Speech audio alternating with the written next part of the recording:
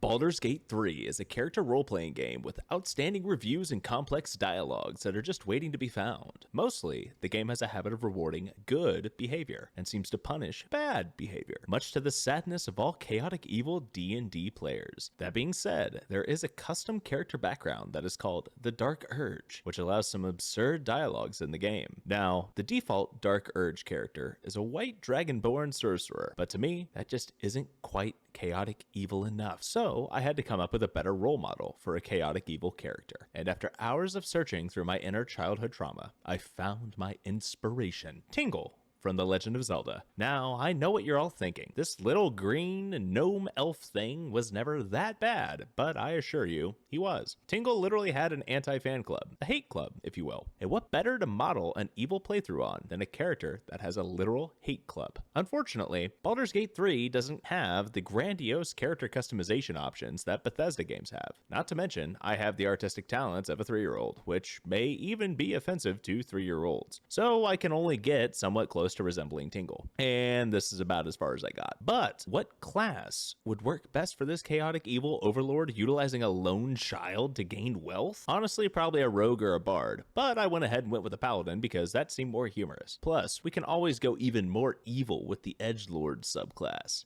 but we'll get to that later. Lastly, Tingle is a master tactician. Well, in my head he is. So he deserves to be challenged on the hardest difficulty. And with that, we were whisked away on our mission to become the ultimate unhinged menace to society. So we find Tingle, a gnome, down on his luck with a craving for violence and a gummy worm in his head, aboard a charming ship owned by face tentacles with walking brain pets flying through hell. No, literally, they're in hell. There's demons and fire everywhere. After a quick session of loot goblining, we reach our first sphincter, which works as a doorway of sorts. Beyond said questionable doorway, we find something that makes our hero's fingers twitch, a brain ripe for lobotomy. And of course, just like my first 3 attempts at college, we failed miserably, and now have a gently violated intellect devourer running away. Tingle's attention span seems to be more on par with a goldfish, as almost instantly, the fleeing brain is forgotten, and we venture forth. It's not long before we are greeted with the swamp elf. Thankfully, the gummy worms in our heads share a bond, and this prevents her from trying to kill us, much to Tingle's sadness. A couple of minutes later, Tingle's thirst for violence is satiated, if only momentarily, as he bludgeons multiple imps to death. After looting countless bodies, for his intelligence stat is not high, Tingle decides he prefers the swamp elf's armor as it is shiny, and then persuades her to trade. Beyond yet more fleshy decorations and yet another sphincter, Tingle finds a grand room filled with multiple people in strange machines. Without a second thought, he presses a button and proceeds to beat these freshly awoken prisoners into submission. And by submission, I mean the long sleep, along with our old brain friend. After we liberate the remaining contents of the ship and release the screaming woman, it is time for us to head to the helm of the ship. The helm greets us with a lovely array of fiends and a magnificent flaming sword being wielded by the infamous Commander Zalk. Of course, this wouldn't be an evil playthrough without having a giant flaming sword, now would it? Thankfully, Shadowheart can simply bat her eyelashes at him and make him forget he's literally able to wipe the party, and Tingle greedily scoops up his new weapon, which is entirely too big for him. After assisting the Mind Flayer with the nearby Hellspawn, the party proceeds to gently touch some dangly bits to steer the ship, and we find ourselves on a tropical beach paradise. Well, besides the debris from the flesh ship and fire basically everywhere. Within a couple of steps, we find Shadowheart, and then proceed to drag our fire sword through the sand as we pick up everything that isn't nailed to the ground. While frolicking, we encounter a couple more intellect devourers, and then a suspiciously pale elf. The man literally has holes in his neck, so we send him to camp and continue traveling with Shadowheart. We soon find a frightened boar, and what better to do to a frightened animal than to scare it away?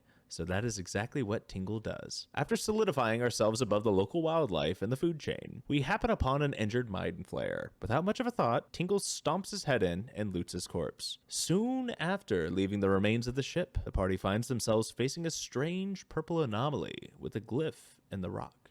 A voice calls out asking for a hand while sticking their arm out. Our hero knows exactly what to do.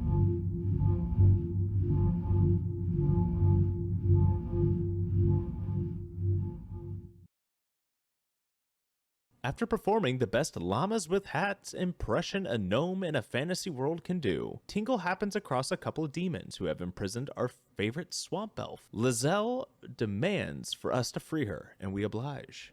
by cleaving the hellspawn in twain with our flaming sword. A fitting end, almost poetic, really. Before Tingle is able to rescue our stranded companion, he is visited by someone even edgier than him. That someone has a Scottish accent. At the close of day, I will be waiting for you.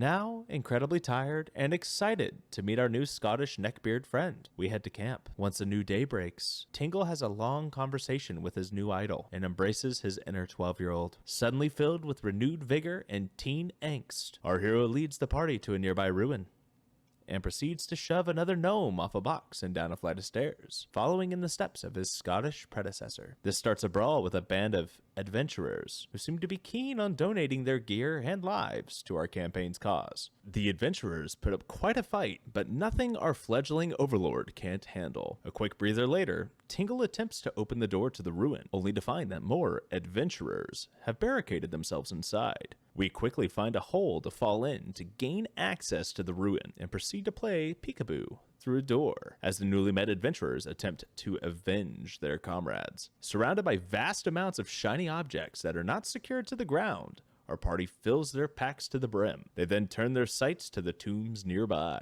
Our hero laughs in the face of danger and has yet to know what fear is. Well, besides his facial expression when we met our friendly neighborhood Scott this morning. So he proceeds to pry open a nearby sarcophagus and liberates a new spear. Tingle then finds himself surrounded by fire. But of course, cool guys don't look at explosions, and Tingle wishes to embrace the angst, so he strikes a pose. This spear is nowhere near as evil looking as our fire sword, so we give it to our swamp elf companion. We find ourselves desecrating a skeleton by picking up the body and proceeding to yeet it nearby. This seems to have revitalizing properties though, as the corpse and their friends stand up and shamble towards us. Somehow these undead skelly bobs have the ability to spam fog clouds, so the majority of our party can't see anything. Thankfully, fog cloud is about as useful as a wet napkin, and is not a problem if you know, move 2 steps. The skelly bobs soon find themselves re-deaded and without whatever rags they had. All items are now stuffed into our bags as we continue to behave like living bags of holding and vacuuming up all things in the vicinity. Through our efforts to find every piece of loot in the ruins, we find a magical button, which then leads us to a separate chamber that houses what seems to be a raisin that can talk. So, I ask again, what is the worth of a single mortal life?